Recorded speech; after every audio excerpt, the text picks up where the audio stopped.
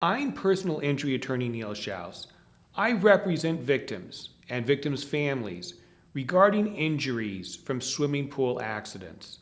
Sometimes these are cuts and lacerations and broken or fractured bones from diving and jumping accidents, and sometimes it's brain damage and death from drowning. People often ask me, who would I bring a lawsuit against? Who would be held responsible for a swimming pool injury?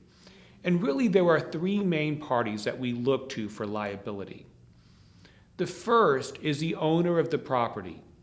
And if it's a residential swimming pool, then the person's homeowner's insurance company.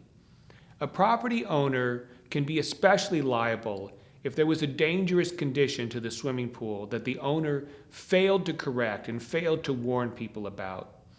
Often this has to do with not having a gate or barrier around the pool to prevent small children from wandering over to the pool and jumping or falling in.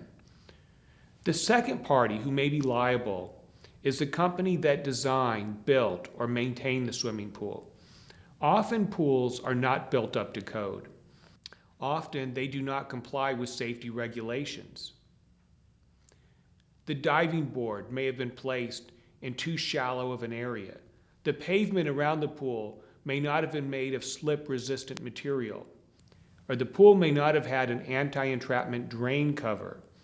I have seen horrific cases where a young lady with long hair gets her hair caught in the suction of the drain at the bottom of the pool and drowns to death. The third party who may be liable is a lifeguard or adult who was supposed to be supervising the swimmers but failed to do so. I have found that the vast majority of swimming pool accidents are situations that could have been avoided and that should have been avoided, but inattention to common sense safety led to a serious injury or tragic death. If you or a loved one is a victim of a swimming pool accident or a drowning, we invite you to contact us here at the Shouse Law Group. We can help you to seek compensation and to seek justice.